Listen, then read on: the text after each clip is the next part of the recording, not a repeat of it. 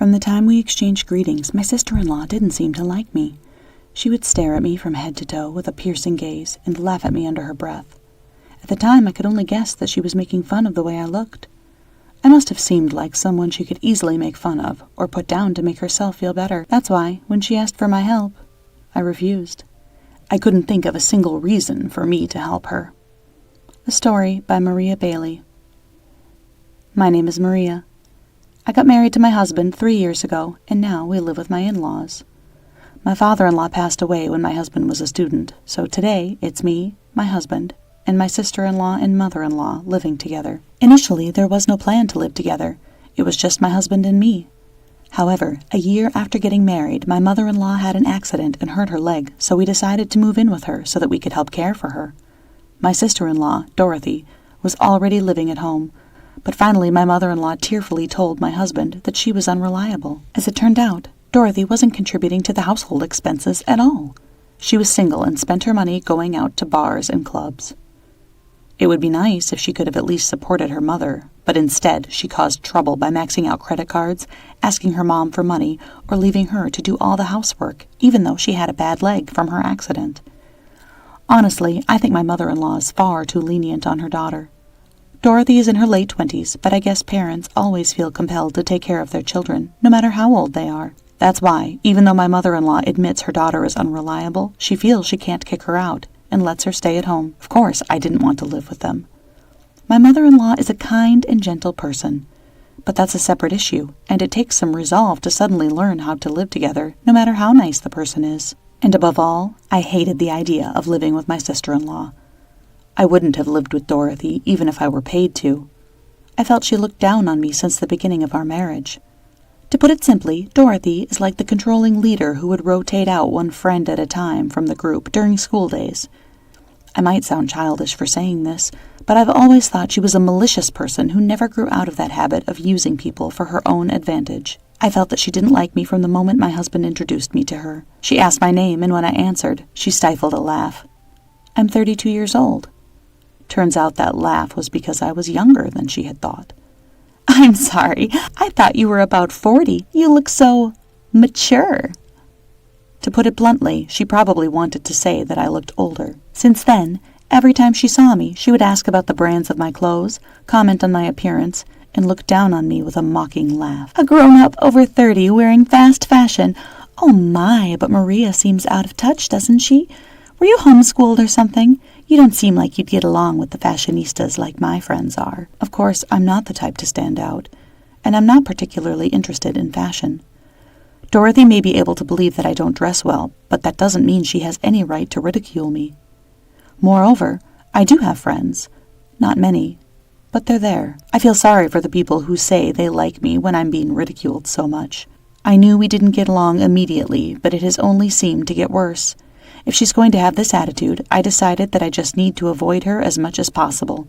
With that in mind, I decided to ignore her without arguing or pointing out her faults in return. All of a sudden, my mother-in-law needed help, and the discussion of living together came up. I told my husband that I absolutely didn't want to live with Dorothy, but then my mother-in-law called and asked if I would reconsider. My mother-in-law was 62 at the time, and apparently had plans to move into a senior living facility with support services when she turned 65 in 3 more years.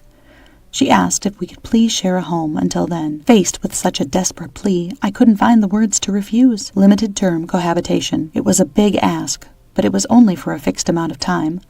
That was my motivation for deciding to live together. So that's the backstory, and now my husband and I are living with his mother and sister. It's already been 2 years, so there's only about 1 year left. My mother-in-law is keeping her promise and is actively looking for supportive housing facility so the cohabitation won't drag on indefinitely. I feel a little guilty, as if I'm driving her out, but my mother-in-law, sensing my feelings, reassures me that this was her intention from the beginning.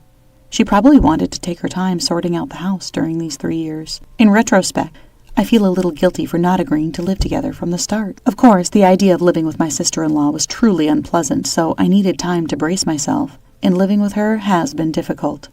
Even now, I struggle with the day-to-day interactions of sharing a home with her. When we first started living together, she was particularly harsh on me, complaining about the food I cooked and constantly criticizing my cleaning. My mother-in-law and husband would scold her for complaining, but she seemed completely unfazed. It feels like she doesn't think of me as her brother's wife. but more like a slave or a maid. For about a week I was blamed for the way I washed her clothes. "You shrank my clothes because of the detergent you chose. They're all misshapen and unwearable now. You've been married for 3 years and you still can't handle housework. You are essentially useless." I wanted to tell her that it wasn't my fault the clothes shrank. It was actually because my sister-in-law had gained weight. However, I didn't want to comment on someone's appearance. I know how hurtful those comments can be. I said I'd be more careful next time and tried to end the conversation. But my sister-in-law is not the type to forgive and forget any mistake made against her. When my mother-in-law's acquaintance visited our home, Dorothy laughed as she talked about how terrible I was at housework. Of course my mother-in-law defended me, but Dorothy insisted there was no need and kept talking as if I were a completely useless home appliance, not a human being or her relative. Sometimes I'd argue back, but mostly I'd just nod and let her talk wash over me. I didn't want to stoop to her level, and I knew that arguing with her would be a waste of breath. I told my mother-in-law and husband that after we stopped living together this year, I don't want to have anything to do with Dorothy, and both of them agreed. It might be a bit spiteful, but I think Dorothy will struggle when my mother-in-law moves into a senior living facility. She's been living at home and spending her salary however she wants. I don't think someone like that can suddenly live on her own responsibly. We won't help her once we stop living together. That's my little revenge. But sometimes it seems like even God is on my sister-in-law's side. She told me that her boyfriend had proposed to her. "My boyfriend's tall, and he's handsome. He's so kind. He has a great job at a huge company, so I'm basically marrying into money. I'm so glad I put effort into my looks and fashion. I wouldn't want a miserable life like someone I know, living with in-laws after marriage." She chuckled while looking at me, making it obvious she was talking about me. Dorothy stood before me, smirking, and said, "I bet you thought I wouldn't be able to live on my own without my mom. Too bad for you, old lady." I couldn't help but blush a little because she hit the nail on the head with what I was thinking about her. At the same time, I felt a strong wave of frustration. "Congratulations on your engagement. But married life is tough, you know." She might complain about me not being able to do housework, but the one who really can't do anything is Dorothy. It was the best comeback I could muster, but she just looked triumphant. "Are you trying to act tough because I won't be around? My fiancé is rich and will hire a professional housekeeper, not someone useless like you." I was utterly defeated. I swore I would never see Dorothy again once we stopped living together. I swallowed my pride and decided to avoid her as much as possible at home for the remaining time we had as housemates. A month after Dorothy's announcement, her fiancé came to visit. I thought anyone who would choose her must not be a good person. I even had such a terrible thought. I had been warned by Dorothy not to introduce myself to her fiancé. "I don't consider you family. Once you've served tea, just go away. I'm not inviting you to the wedding anyway." I felt relieved when I heard those words. I just wanted to cut ties with her as soon as possible. When her fiancé arrived, I reluctantly served tea as instructed. Knowing this might be the first and last time we'd meet, I stole a quick glance at Dorothy's fiancé's face. As I did so, our eyes met. And it was inevitable. "You are—" As her fiancé began to speak, Dorothy interrupted, saying it wasn't a big deal. "She's our housekeeper, so you don't have to worry, Steve. I told you before, right, that I have a useless sister-in-law who can't do anything. It's a loss just to get involved with her, so you can ignore her." Upon hearing those words, I bowed my head slightly to her fiancé and left the room, feeling embarrassed. Then Dorothy's fiancé called me by my name. "Maria, you were a senior consultant at the firm, right? I can't believe you're married to Dorothy's brother." Steve stared at me in disbelief. In fact, he was familiar to me. He was my junior at work until I quit after getting married. I had heard that he changed jobs after that, but neither of us had ever imagined we would meet again like this. "Dorothy, I've heard a lot about your sister-in-law before, but I never knew it was Maria. I thought she must be a terrible person because you've only said bad things about her. But we used to work together. I know who she is." Dorothy didn't seem to understand why Steve was angry. I wondered just how badly my character had been misrepresented, and I felt a little anxious. "You two knew each other?" At Dorothy's bitter smile and question, Steve desperately explained how we had worked closely together. I had helped him at work before and even lent him money when his mother was sick and needed money for surgery. It felt only natural for me to help him as his senior at work, and I had lent him money because he was in real trouble. At that time, my grandfather had just passed away and left me some inheritance, so I was easily in a position to be able to help him. I felt there was no need for Steve to feel so indebted to me, but when I took a moment to think about it and put myself in his shoes, I realized that the money must have been a real lifesaver. Maria was a true friend to me, and yet you treat her like a housekeeper? I knew you could be harsh with your words, but I can't stand someone who treats people like this. I clearly need to rethink this. Our engagement is off. With a cold, incredulous gaze, Steve told Dorothy he was breaking off their engagement and tried to leave his seat. Desperate to stop him, Dorothy grabbed his jacket as he got up from the sofa. "No, it's not like that. This is just how Maria and I communicate. We joke around a lot. Right, Maria?" Dorothy looked to me for help in a panic, but I could only shake my head. "Sorry, I can't lie." Upon hearing this, Dorothy broke down crying on the spot. "Why are you ruining my marriage? It's your fault the engagement is off," she yelled and raised her hand to strike me, but my husband rushed in at that moment to intervene and held her back from hitting me. Still lashing out at me, Dorothy was slapped by my mother-in-law. "It's not Maria's fault. It's yours. You've been harassing her and causing trouble all this time. I won't tolerate it anymore. It's your own fault the engagement is off. You need to take accountability for your actions. You will leave the house by end of the month." This was the moment my mother-in-law finally snapped and moved to cut ties with her own daughter. "Mom, you're on Maria's side, too?" With a face of disbelief, Dorothy tearfully stared at her mother. "You are not a child anymore. Take care of yourself." Mother-in-law said this, bowed her head to Steve, and returned to her bedroom. From the other room, only Dorothy's sobbing could be heard. Steve told me he would be in touch soon, and then left our house. My husband and I exchanged glances and sighed together. Maybe it's time for us to start looking for a new home. My husband nodded at my words, and from then on we decided to move on with our lives as if Dorothy didn't exist. 3 months have passed since then, and my mother-in-law has moved to a senior housing facility. We also moved to a place as close as possible to my mother-in-law, and we are in the process of selling the family home. Dorothy stayed locked up in her room until the day we moved, but of course we couldn't just leave her behind, so we forcibly packed her belongings into boxes and sent them to a storage unit. On the day of the move, we gave my sister-in-law the bare essentials, the key to the storage unit, and the $3,000 severance payment we had received from my mother-in-law. Dorothy seemed to have lost all motivation due to her broken engagement, and quit her job. I don't know what happened to her after that, and it seems Steve isn't in contact with her anymore. Steve told me that he was saved, once again, thanks to me. If I had gone through with that marriage, I would have definitely regretted it. You've always been my lifesaver, really. I can't help but feel guilty, thinking that in a way, Steve is the one who's been my lifesaver. I also wished for my sister-in-law to struggle in the end. But maybe if you do good deeds, you'll be rewarded like this. At least, that's what I thought this time. My sister-in-law treated me like a slave and constantly harassed me, which is probably why it ended like this. I've never seen or felt God, but from now on, I want to live a life where I can hold my head up high. I shouldn't have married an old hag like you. Younger women are definitely better. I can't even walk with you in public, you're so embarrassing. If I could, I'd go back in time and start my life over. These were the words spoken to me by my ex-husband Tom 10 years ago. My name is Elizabeth, 48 years old. I married Tom, who was 5 years younger than me, when I was 33. I was a nurse, and we met at the hospital where I worked. Tom came to the hospital as a new doctor. He had just finished his residency, and he asked me about various things. I found his innocence endearing, and couldn't help but support him. But I was a nurse, and he was a doctor. Not to mention, I was 5 years older, so I didn't think of dating. Still, he talked to me almost every day, and I couldn't ignore him. We eventually started dating naturally.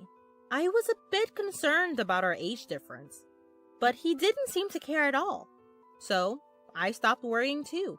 We got married after 2 years of dating, but after 5 years of marriage, he started to verbally abuse me daily, saying he should have married a younger woman. He would chat with young nurses at the hospital in an exaggeratedly cheerful manner. But I tried to ignore it because it was a workplace. I didn't want to make a scene there, as it would only make me feel miserable. One day, Tom's cheating was caught. The other person was a former patient, but I had never met her because I was working in a different department.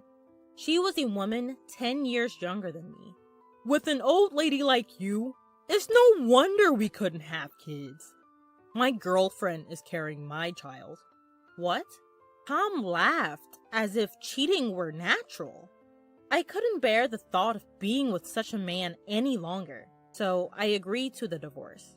Of course, I told Tom and his girlfriend that I would be seeking alimony. This made Tom furious, like a raging fire. I was married to an old hag like you for 5 years, and you want alimony? I should be the one getting paid. Who would pay you anything? He ranted with more force than I expected. It seemed he never thought he'd be asked to pay alimony after having an affair. I even received a call from Tom's father, who seemed completely unconcerned with his son's wrongdoing, saying that it's natural for a young man to be attracted to a young woman. I was appalled. Tom insisted that he would never pay, so I had no choice but to consult a lawyer. I couldn't back down quietly after all the horrible things he said and his affair. The lawyer told me that demanding alimony was my right, and I left everything to them. I often heard that getting a divorce is more difficult than getting married, and I truly felt that way. Thanks to the lawyer, I was able to receive the proper alimony, terminate the lease on the apartment we shared, and start living alone. I changed my last name from Evans back to my maiden name, Britton. The only silver lining was that Tom had switched to another hospital. I wouldn't want to be in a hospital with a greedy old hag like you, he said as a parting shot.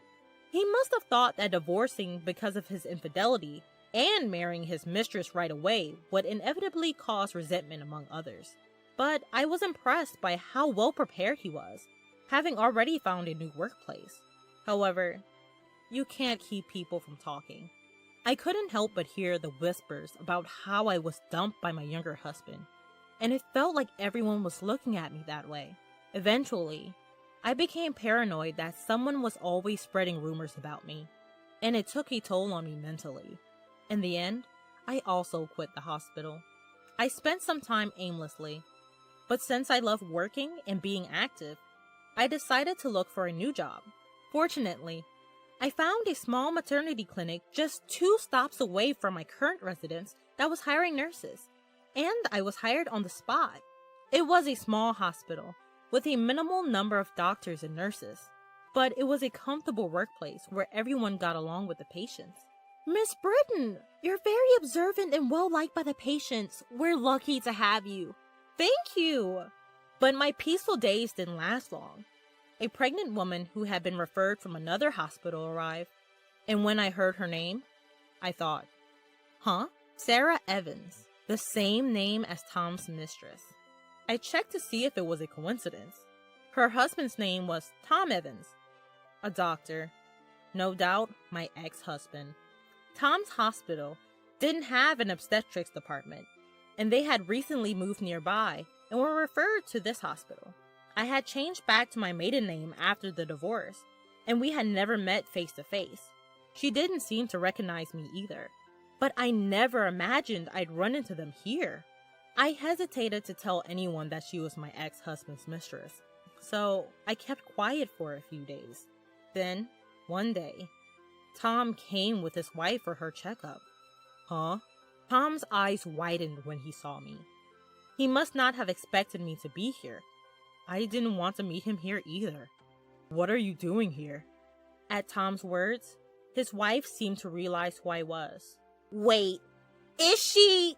Did you come to this hospital just to harass us? Of course not. I was here first. There's no way I could have known that Tom's new residence was near this hospital. But Tom wouldn't listen to my side of the story and accused me of following them around. You're stalking me to harass me, aren't you?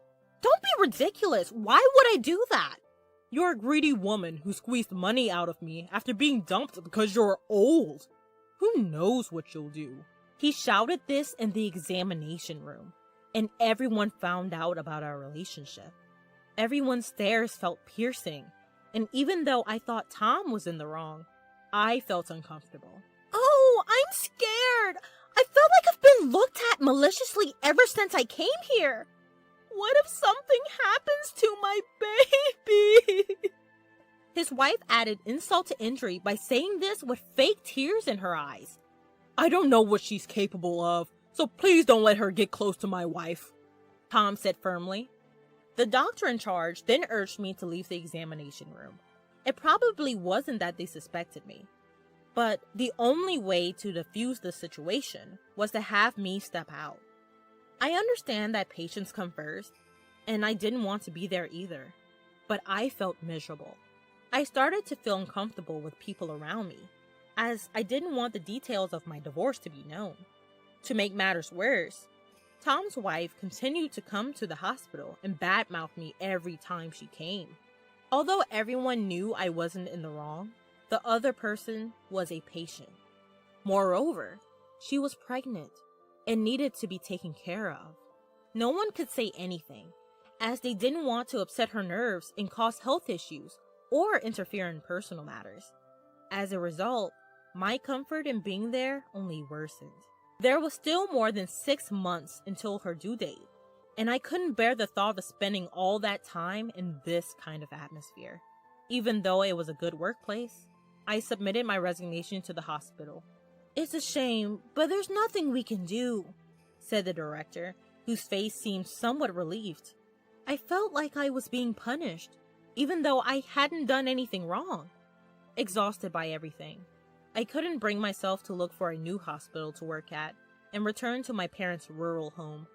They welcomed me without saying anything.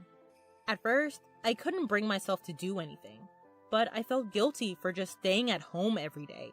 So I decided to take a part-time job at a nearby supermarket. It was my first time working outside of a hospital, but it was refreshing and a nice change of pace. I loved being a nurse, and I felt a sense of fulfillment in it. But it was a workplace where I was responsible for people's lives, and the weight of that responsibility was immense. There wasn't a single day when I could let my guard down. Being away from that life was emotionally uplifting. 3 years after returning home, I was offered a full-time position at the supermarket. It seemed my hard work was recognized, and I was genuinely happy to accept the offer. 4 years later, a matchmaker approached me. Are you interested in giving an arranged marriage a try? Excuse me? I have just the right person for you. The person who brought this up was the store manager. At 45, I had no intention of remarrying, so I politely declined. But the manager was persistent. The other person was a 47-year-old divorcee like me, with a similar reason for the divorce: a cheating spouse. It had happened 20 years ago. In the end, I couldn't refuse, and we agreed to meet. Given our ages, we decided to meet directly, without involving any intermediaries. When I arrived at the designated restaurant, my counterpart was already there. As I entered the room, he suddenly stood up and bowed deeply, accidentally bumping his forehead against the table. Ouch! He raised his face, which was completely red. I couldn't help but laugh, thinking that such a thing like in a comic would happen these days. Hi, I'm James. Thank you for coming today. Nice to meet you. I'm Elizabeth. Thanks to the initial accident, it didn't take long for us to get comfortable with each other. As I listened to his story, it turns out this arranged meeting happened because he fell in love with me at first sight when he came to our supermarket while on a business trip. He asked for this meeting to be arranged. It seems his college senior is actually the manager of the main store. I'd like to have a serious relationship if possible. I came with the intention of refusing, but in the end, I couldn't say those words, and instead, I found myself wanting to see him again. And so, after dating for half a year, we decided to get married. Both my parents really liked his personality and were genuinely happy for us. Living with my husband, who always thinks of me, was truly a blessing. Since we were both of a certain age, We never wanted children from the start. We just hoped to live a peaceful life together, hand in hand. But when I turned 48, my health began to deteriorate. When I went to the hospital for a checkup, it turned out that I wasn't just sick, but pregnant. I never imagined that I would get pregnant at this age. And I didn't think my illness was morning sickness. I think my husband felt the same way. It seems like there's a baby. When I said that, my husband naturally replied, "That's great! So, who's the lucky one? Do I know them?" "Yeah, I think you know them very well. They're right in front of you." "What?" "I'm the one who's pregnant."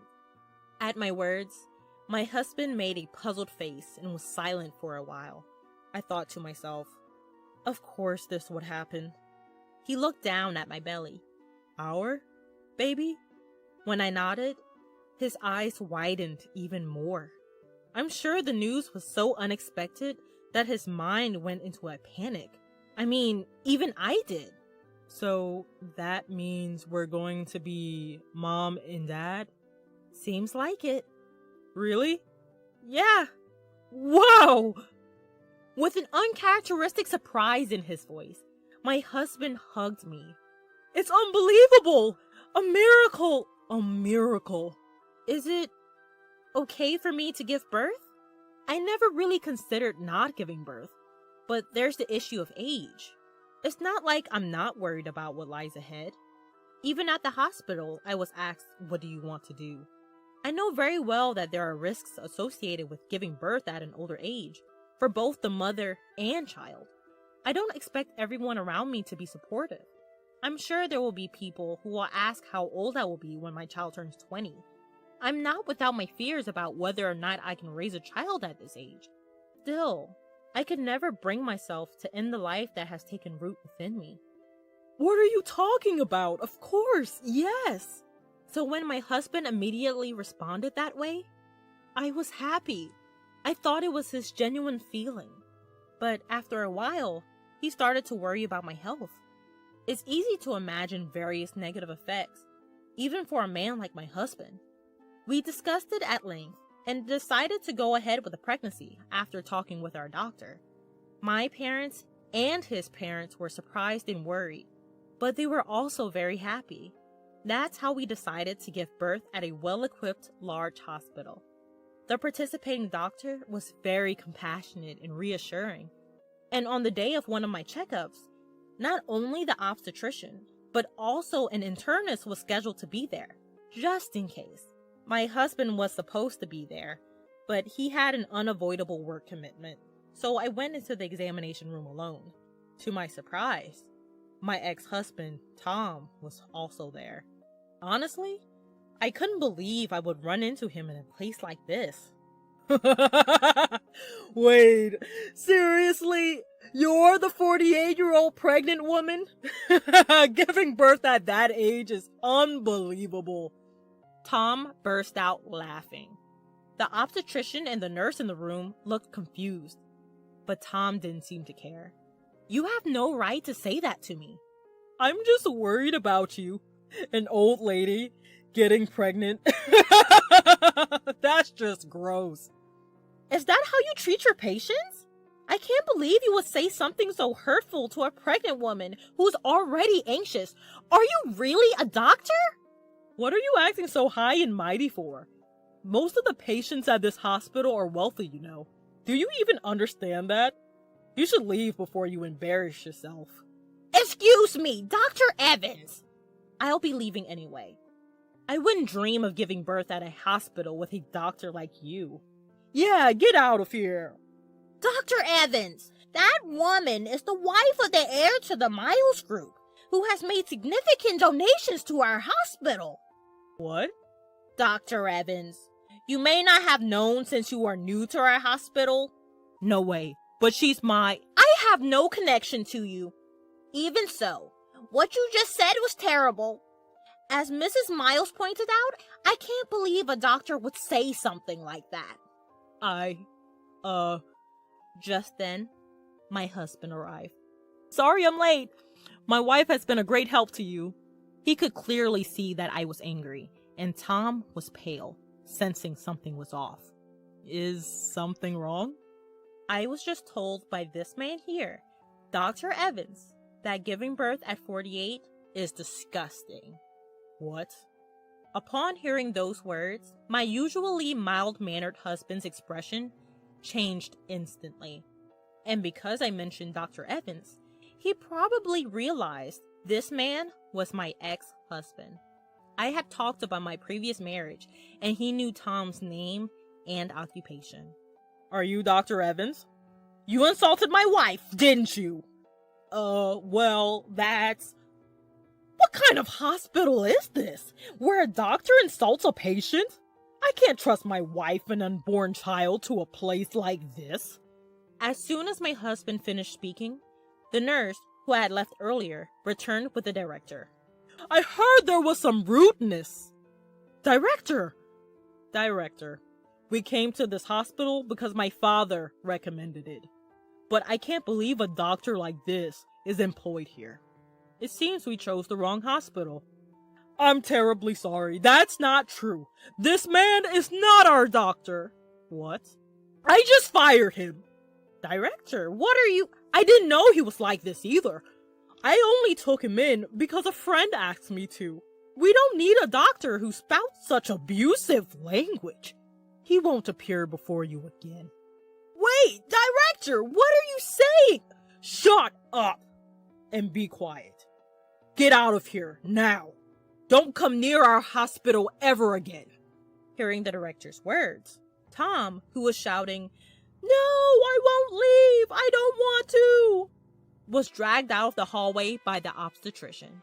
The director apologized so profusely that we felt sorry for him. So we regained our composure and sat back down. But my husband's anger didn't subside immediately, and he asked, "Is it because my father has donated to this hospital that you fired him? If not, would you let a doctor like him roam free?" The director shook his head in disbelief. Actually, it seemed that Tom had only been at the hospital for a week. Tom's father was a classmate of the hospital director, and after a recent reunion, he had begged the director to hire his son. The director had never imagined he would be like this and genuinely apologized. It's not like all the doctors at this hospital are like Tom. In fact, our obstetrician is a very good doctor. If Tom wasn't here, I'd want to give birth here, and my husband agreed. My father-in-law is the president of a major company with branches across the country, donating part of their profits to medical and welfare facilities. He had donated a large sum to this hospital because my mother-in-law was treated here for a serious illness when she was young. So my father-in-law recommended this hospital for my childbirth. A few days later, Tom contacted us, begging us to talk to the director and rehire him. If you ask, they might reconsider, right? Apparently, he had often angered patients with his arrogant attitude and had been moving from hospital to hospital.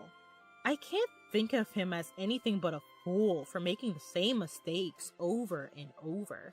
My ex-father-in-law had told him there would be no future for him if he got fired again. However, I can't help but think that my ex-father-in-law's leniency is what made Tom this way. When the call came, my husband was with me.